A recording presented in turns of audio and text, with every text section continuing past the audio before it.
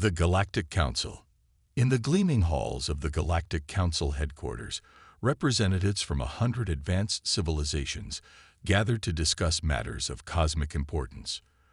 The Zoraxians, with their crystalline exoskeletons and hyperlogical minds, sat alongside the ethereal lumina, beings of pure energy. The insectoid clique's delegates chittered amongst themselves, while the hulking Gronic ambassador loomed silently over the proceedings. High Counselor Xyloth, a Zoraxian of impeccable breeding, called the meeting to order. As the most enlightened species in the galaxy, it is our solemn duty to guide the lesser races towards the light of wisdom and unity, he intoned. Our mastery of science, philosophy, and the very fabric of reality is unparalleled. Murmurs of agreement rippled through the chamber, but an elderly Lumna delegate raised a wispy appendage. What of the humans? Corix asked, their voice like the whisper of solar wind. The species we've been hearing so much about. Xyloth's facets glittered with disdain. A primitive civilization, barely taking their first steps into the wider universe. They are centuries away from even petitioning for council membership. And yet, Corix persisted, their progress has been remarkably swift. Their technology advances in leaps and bounds, driven by insatiable curiosity and creativity. The clique's representative, Zenit, clacked their mandibles dismissively. Bah, so they stumble rapidly forward, heedless of the consequences. They are like unruly children, in need of firm guidance. Xyloth nodded approvingly. Well said, Counselor Zenit. Rest assured, when humanity eventually makes contact, we will gladly take on the burden of shepherding them towards the correct path. After all, that is the Council's sacred mandate. As the meeting adjourned, the counselors filed out, secure in their superiority and assured of their place in the celestial order. Little did they suspect that the chaotic, unpredictable humans would soon challenge everything they thought they knew about the nature of the universe and their role within it. The human arrival. Captain Eliza Hernandez of the UES Magellan stared in wonder at the vast alien structure dominating the view screen. After months spent exploring an uncharted sector of space, her crew had anticipated making first contact with an extraterrestrial civilization, but nothing could have prepared them for the technological marvel before them. It's some kind of space station, whispered Lieutenant Kenji Sato, the ship's chief engineer. But the sheer size of it. It must be at least 100 times larger than anything we've ever built. Hernandez nodded, her eyes tracking the intricate latticework of gleaming metal and pulsing conduits. And those ships docked along the perimeter. I count at least a dozen different designs. We're looking at a hub for multiple species, a nexus of galactic activity. She turned to her communications officer, Lieutenant Alyssa Okafor, broadcast a standard greeting on all frequencies. Let's hope they're feeling friendly. As Okafor sent out the message, the bridge crew held their breath in anticipation.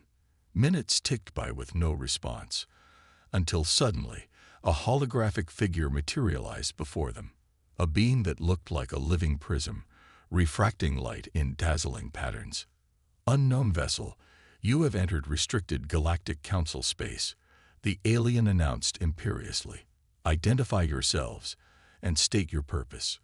Hernandez stepped forward, projecting an air of calm confidence despite her racing heart. Greetings, I am Captain Eliza Hernandez of the United Earth Ship Magellan. We are peaceful explorers, seeking to establish contact with other civilizations and learn about the wonders of the universe. The crystalline alien seemed to consider her words, facets shifting in hypnotic displays. You are the humans, then.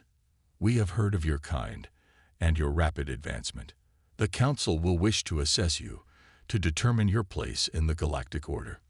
Kenji muttered under his breath. I don't like the sound of that. Who are they to judge us? Hernandez silenced him with a look, then addressed the alien diplomat.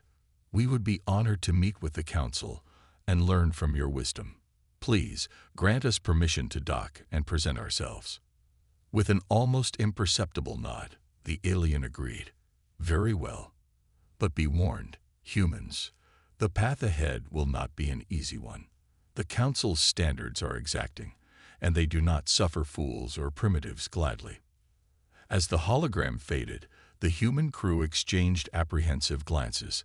They had sought out the stars in a spirit of hope and unity, but now they began to wonder just what sort of universe they had stumbled into, and whether they were truly ready for the challenges to come. The trials.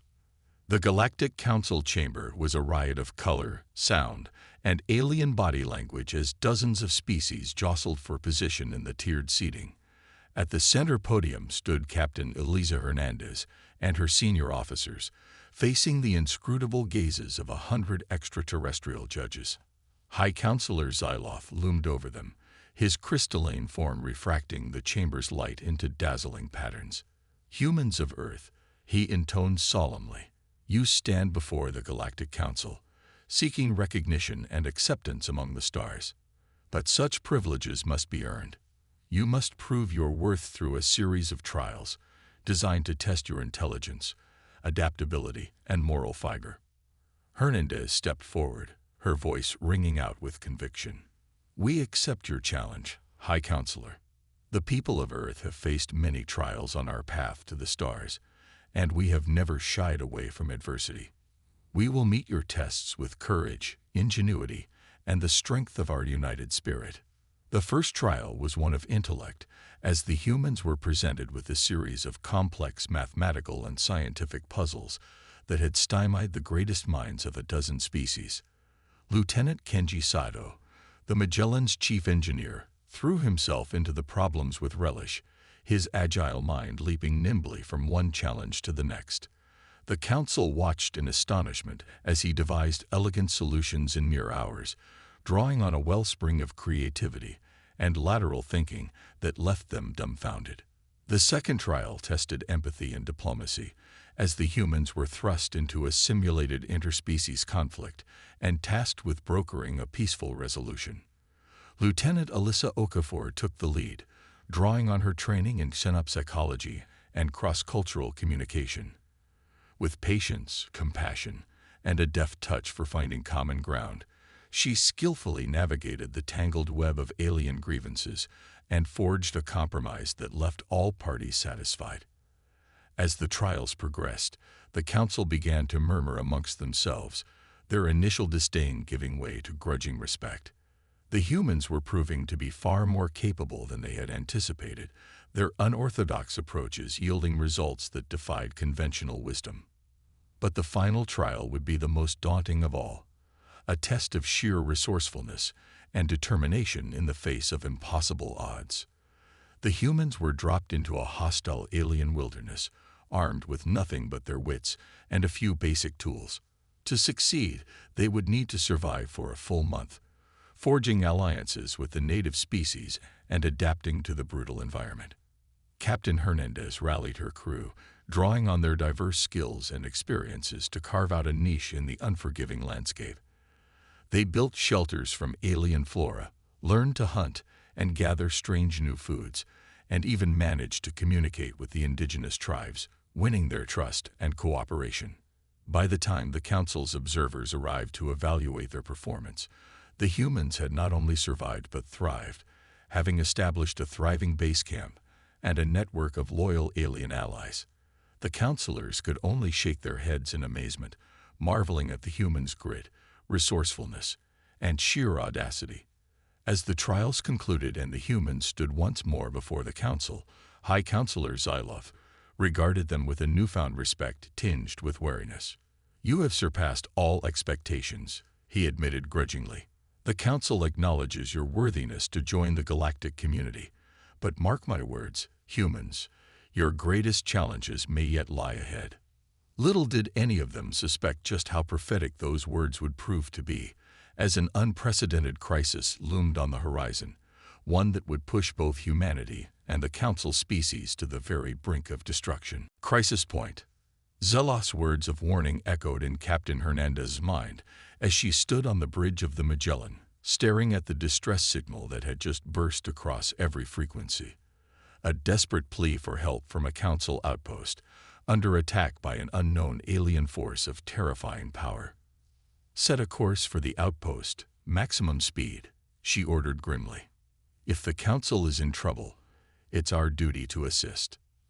As the human ship raced towards the besieged station, the scale of the crisis became terrifyingly clear. Dozens of Council vessels lay dead in space, shattered hulks leaking atmosphere and debris. The unknown attackers swarmed over the outpost like locusts, their ships unlike anything the humans had ever seen, organic nightmares bristling with pulsing tendrils and sickly bioluminescence. The Magellan plunged into the fray, its human weapons proving woefully inadequate against the invaders' regenerative armor and writhing plasma tentacles. On the ravaged outpost, Lieutenant Kenji Sato raced to shore up failing systems and jury-rigged defenses from scavenged parts, while Lieutenant Okafor coordinated the evacuation of the surviving council delegates. In the chaos, Captain Hernandez found herself face-to-face with High Counselor Xyloth, the once proud Zoraxian leader, now haggard and desperate. "This enemy, they are like nothing we have ever encountered," he rasped. "Our most advanced weapons barely scratch their hides. Our most brilliant strategies crumble before their relentless advance." Hernandez's mind raced, considering and discarding a dozen unorthodox tactics. The invaders seemed to anticipate and counter every conventional approach, adapting with terrifying speed. Suddenly, inspiration struck. "High Counselor, you said these creatures are organic, yes? Their ships are living entities." At Xyloth's nod, Hernandez continued urgently. "Then we need to think like doctors, not soldiers. We need to target their biochemistry, not their armor." Xyloth's multifaceted eyes widened in realization. "A bioweapon, yes, that could work. But we have no time to develop such a thing. The outpost will be overrun in hours." Hernandez turned to Kenji, her eyes blazing with determination. "Lieutenant Sato, you're our resident genius. I need you to whip up a batch of the nastiest, most fast-acting bioplague you can devise. Something that will turn those monstrosities into puddles of goo in minutes." Sato gulped, then squared his shoulders. "I'll need a fully equipped lab, a sample of the alien's tissue, and a whole lot of luck. Give me 2 hours." As Sato raced to concoct a biological doomsday weapon, Hernandez and Okafor rallied the surviving council forces for one last desperate stand. They lured the invaders into the station's depths, buying time with their lives as the monstrous ships slithered through the corroded corridors. Just as all seemed lost, Sato burst onto the comm, his voice triumphant. "Captain, I've got it. A binary nerve agent keyed to their unique cell structure. It's ready for deployment." With no time for controlled testing, Hernandez gave the order. Canisters of swirling, sickly green gas erupted among the alien vessels, engulfing them in a cloying mist. For a moment, nothing happened. Then, one by one, the nightmarish ships began to shudder and convulse, their pseudo-flesh slowing away in great putrid sheets. As the last of the invaders crumbled into oozing ruin, a ragged cheer went up from the council survivors. Against all odds, the humans had snatched victory from the jaws of defeat, their unorthodox thinking and sheer audacity triumphing where the council's vaunted wisdom had failed. But even as they celebrated, Captain Hernandez couldn't shake the feeling that this was only the beginning. The invaders had struck without warning, their motives and origins a mystery. And if the Council, with all its advanced technology and vast knowledge, could be caught so utterly unprepared, what hope did the rest of the galaxy have? Changing perspectives. In the aftermath of the invasion, the Galactic Council found itself in a state of upheaval. The once unassailable confidence of its members had been shattered, their faith in their own superiority deeply shaken. As the debris was cleared and the dead honored, a reckoning began.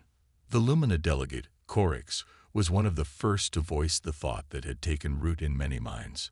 "The humans saved us," they said softly, their luminous form pulsing with emotion. "Without their ingenuity and courage, we would have been lost. Perhaps we have been too quick to dismiss them as primitives." Others were less charitable. The clique's representative, Zenit, clacked their mandibles in agitation. "They were reckless. Their actions could have doomed us all. What if their bioweapon had mutated or spread beyond the invaders? We cannot trust the fate of the galaxy to such an unpredictable species. High Counselor Xyloth, still haggard from the ordeal, raised a crystalline appendage for silence. The humans have proven themselves, both in the trials and in battle. They are no longer petitioners, but full members of this council. Their voice will be heard. As the debate raged on, Captain Hernandez and her crew found themselves at the center of a diplomatic maelstrom. Some council members sought their advice and alliance, eager to learn from their unorthodox methods. Others viewed them with suspicion and fear, worried that human influence would destabilize the delicate balance of galactic power. Amidst the turmoil, a new faction began to coalesce. A group of younger, more progressive council members who saw in humanity a catalyst for change. They argued that the council had grown stagnant and inflexible, too set in its ways to adapt to new challenges. The invaders had exposed the weaknesses in their society, and only by embracing new ideas and perspectives could they hope to survive. As the rift widened, Hernandez found herself in the uncomfortable position of mediator, struggling to bridge the gap between the council's factions. She knew that humanity's future in the galaxy hinged on the outcome of this debate, but she also knew that the council needed to find its own path forward, not simply follow Earth's lead. In the end, it was Xyloth who proposed the compromise. The council would create a new branch, dedicated to the study and integration of unorthodox tactics and technologies. Humans would be invited to join this innovation corps, sharing their knowledge and learning from other species in turn. At the same time, the Council would redouble its efforts to investigate the origins of the invaders, seeking to prevent future attacks.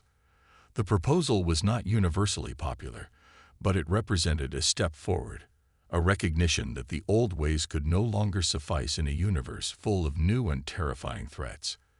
As the Council voted to approve the measure, Hernandez could only hope that it would be enough, that the stubborn, fractious species of the galaxy could learn to work together before it was too late.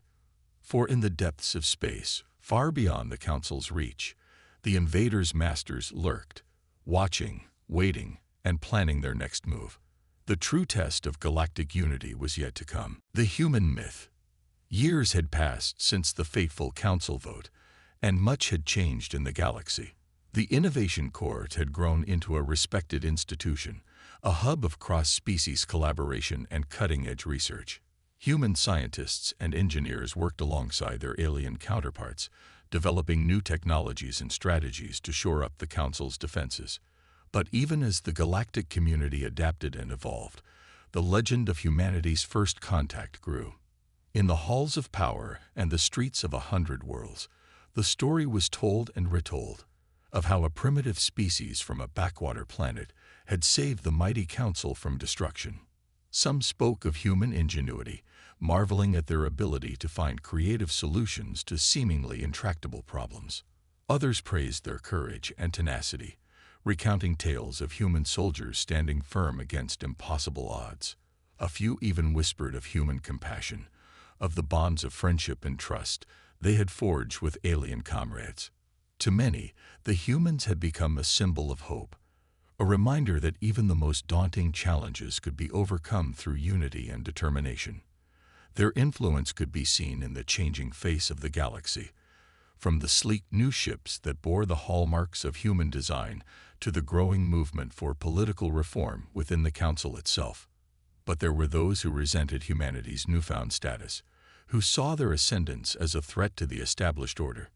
They pointed to the humans' reckless streak, their willingness to take risks and break rules in pursuit of their goals. Some even whispered of dark conspiracies, of human plots to subvert the Council from within. Amidst this turmoil, Captain Eliza Hernandez found herself a living legend, the hero of the Battle of Outpost Zeta, the champion of human-alien cooperation. She bore the weight of her fame with quiet grace, ever mindful of the responsibility that came with her position.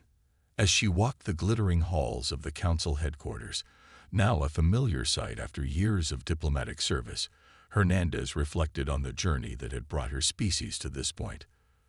From the first tentative steps beyond their solar system to the trials and triumphs that had followed, humanity had always been driven by a restless curiosity, an insatiable need to explore and understand.